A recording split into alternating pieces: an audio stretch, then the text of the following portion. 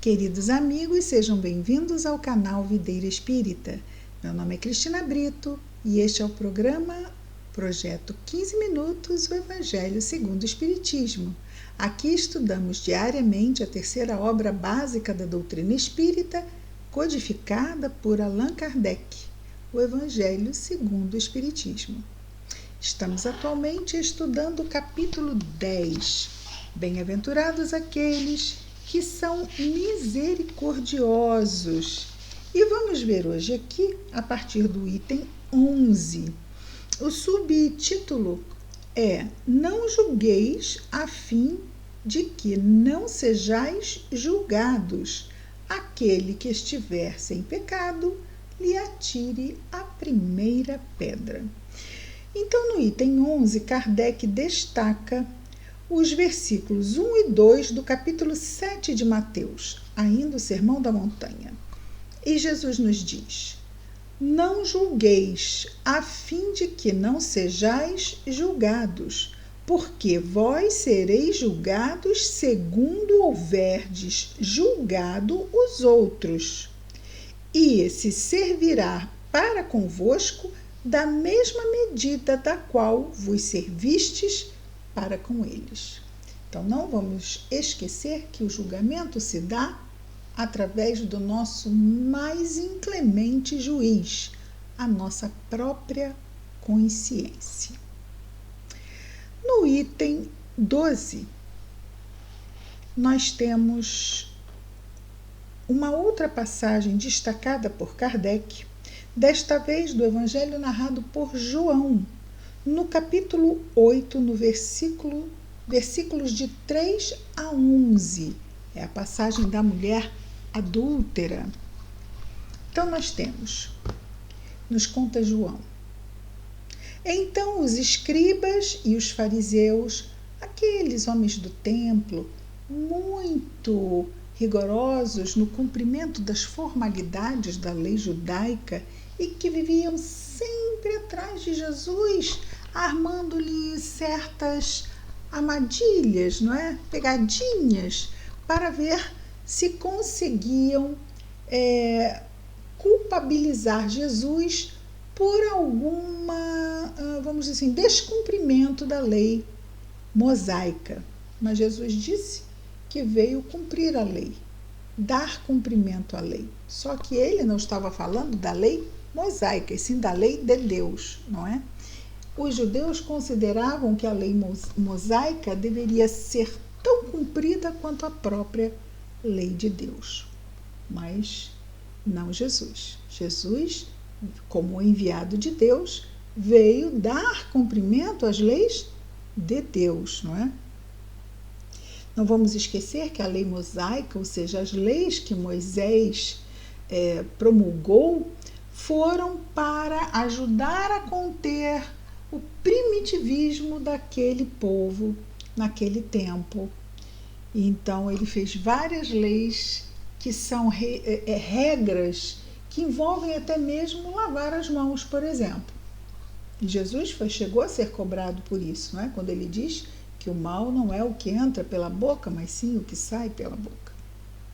Mas vamos voltar aqui à questão do julgamento, quando então, já dissemos aqui um pouco sobre escribas e fariseus, não é? Então os escribas e os fariseus lhe conduziram uma mulher, quer dizer, já naquela de criar uma situação para ver se pegavam Jesus. Lhe conduziram uma mulher que tinha sido surpreendida em adultério. Interessante, só a mulher. E a colocaram de pé no meio do povo, dizendo a Jesus: Mestre, esta mulher acaba de ser... Veja que eles chamavam Jesus de mestre. É quase um sarcasmo, né, deles, porque ele era, sim, pelo muito que ele sabia, mas se eles queriam prendê-lo e matá-lo, que mestre é esse, não é? Que eu estou querendo pôr a perder. Era um mestre que assustava, não é? Era um mestre que dava medo, porque eles estavam com medo de perder todas aquelas facilidades que eles tinham, né? Achavam que Jesus ia se arrogar no poderoso e tirar deles, não é, o poder transitório. Mas depois Jesus diz a Pilatos que o reino dele não é deste mundo, não é? Mas vamos voltar à mulher adúltera. Mestre, esta mulher acaba de ser surpreendida em adultério. Ora, Moisés nos ordena na lei para lapidar as adúlteras. Ora, nos 10 mandamentos não fala nada de lapidar a adúltera. Então, nós vemos que são as leis mosaicas mesmo. É uma lei de Moisés. E Jesus está sendo, então, vamos dizer assim, pressionado, né, a desdizer Moisés. Então, Moisés nos ordena na lei para lapidar as adúlteras.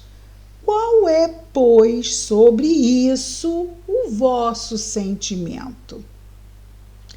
Eles diziam isso de João, tentando, provocando, a fim de ter do que acusá-lo.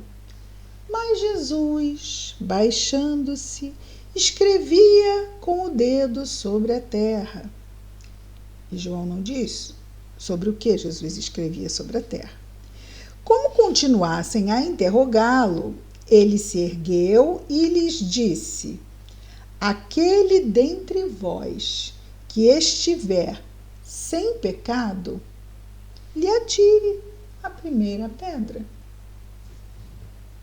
Não desdisse a lei de Moisés, mas também não assumiu ele nada com aquela situação. Confrontou aqueles homens com a palavra pecado. Não levou a questão do adultério, ele levou a questão do pecado. Ele não disse, aquele que nunca adulterou. Não. Ele disse, aquele que nunca pecou. Aquele que nunca errou. Que seja esse, então, a atirar a primeira pedra.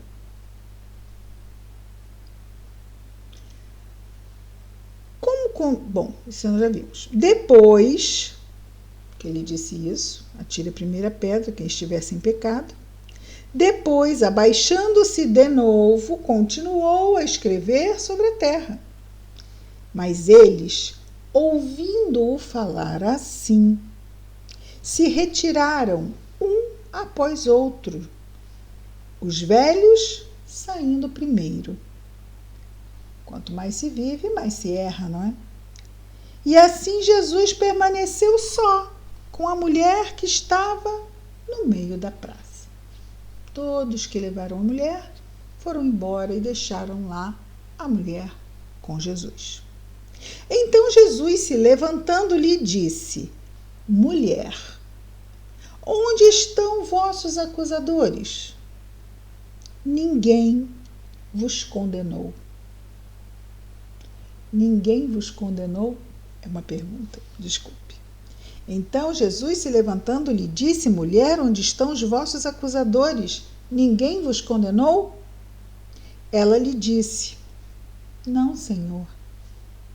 Jesus lhe respondeu: eu também não vos condenarei. Ide, e no futuro não pequeis mais. Essa é aquela lição para a gente não esquecer nunca, não é? Esse carinho de Jesus, não só diante da mulher, porque assim como ela foi pega em erro, qual de nós neste mundo não erra? Por isso também ele diz, para que a gente não julgue, porque qual o direito que temos, tão ainda no caminho do erro, de julgar aquele que no caminho do erro está também. Seria o roto falando do esfarrapado. Então, ele fala com ela como, na verdade, falaria para todos. Jesus não estava condenando nenhum daqueles homens. Estava fazendo ver a eles que se ela tinha pecado, qual dos outros não teria pecado também? E isso nos faz lembrar uma pequena história, mas não chega a ser uma história. É uma frase que Chico Xavier costumava dizer. A diferença entre nós e aqueles que estão na penitenciária, como a mulher adúltera. Qual a diferença entre nós e os que estão na penitenciária? Nós sabemos os crimes cometidos pelos que estão na penitenciária. Mas e os nossos? Não cometemos nenhum? Vamos pegar as nossas fichas que estão nas colônias espirituais que falam do nosso passado espiritual. Assim como aqueles que estão na penitenciária também têm suas fichas nas secretarias das penitenciárias dizendo de seus crimes e julgamentos e condenações e datas que eles deverão ser libertados, entrando muitas vezes antes disso em período de condicional. Então todos nós também estamos, imagina, reencarnamos, entramos aí no período de condicional. Muitos de nós viemos de zonas de sofrimento. E quando aqui chegamos, é um respiro. Podemos pelo menos aurir a brisa, o sol, ver a claridade do céu, sentir as ondas do mar. Revigorante esse contato iluminado da natureza, saindo daquelas zonas purgatoriais do invisível. Então, todos nós estamos aqui como espíritos imperfeitos, diante de provas e expiações, condenados, por certo, pelas nossas próprias consciências. E aqui, abraçando a oportunidade de, como ele diz à mulher no final, como os nossos mentores disseram para nós antes de reencarnarmos: ide, e no futuro não pequeis mais. Olhe, não poderia ser essa frase que tivesse marcado o último momento entre nós e os espíritos benfeitores antes de ingressarmos de novo na barriga de nossas presentes mães. Ide, e no futuro não pequeis mais. Todos nós estamos nesse esforço de superação, como esta mulher, claramente arrependida. E todos aqueles que poderiam ter pego uma pedra e atirado inconscientemente. E nós estivemos refletindo aqui sobre a postura. Alguns dizem que Jesus estava lá escrevendo os erros deles e que eles, vendo, teriam ido. Mas estávamos aqui a pensar que quando nós colocamos alguém numa situação constrangedora, ora, Jesus disse para aqueles homens, escribas e fariseus do templo, se achavam, né, padrões inquestionáveis de conduta. Jesus questiona a conduta desses homens.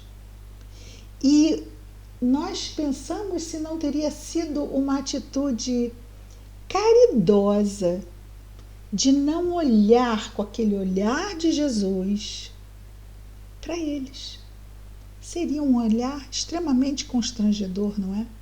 Jesus pergunta e volta a escrever sem olhar para ninguém. Como que eu não estou olhando ninguém, eu não estou acusando ninguém, eu estou apenas fazendo uma proposta. Aquele que estivesse em pecado, atire a primeira pedra. E vamos dizer, né, que Jesus estivesse assim, aquele que estivesse em pecado, atire a primeira pedra, e olha para um e olha para outro. Poderia gerar, não é? E às vezes o coração humano, quando muito orgulhoso, poderia se sentir desafiado. Então, quando Jesus abaixa a cabeça, ele, como se estivesse a dizer, eu não estou desafiando ninguém. Eu estou pedindo para que olhem para dentro dos próprios corações. E quando Jesus abaixa a cabeça e não os confronta, eles podem se voltar a eles mesmos porque eles não estão sendo observados pelo questionador. Eles não estão sendo confrontados com um olhar. Jesus está olhando para o chão ali, distraído, aparentemente só, com o seu dedo na areia, como que escrevendo ou escrevendo o que fosse, sem confrontá-los, deixando-os à vontade, sem colocar o dedo num orgulho, ferindo-o. Não, deixou-os calmos sem pressionar. E eles, sem se sentirem pressionados ou confrontados, simplesmente olharam para si, porque também Jesus tinha um magnetismo doce, não é? Deu a eles esse espaço. Imaginemos o que talvez eles não tenham sentido ao olhar para si mesmos. E lá os mais velhos começaram a sair e os outros, e ficou ele com a mulher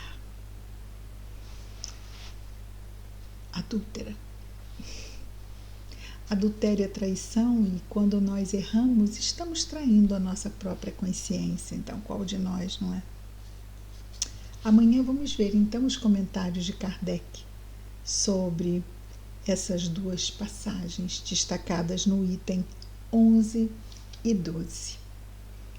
Que Jesus nos abençoe a todos. Até amanhã com mais um projeto 15 minutos, o Evangelho segundo o Espiritismo. Muita paz a todos.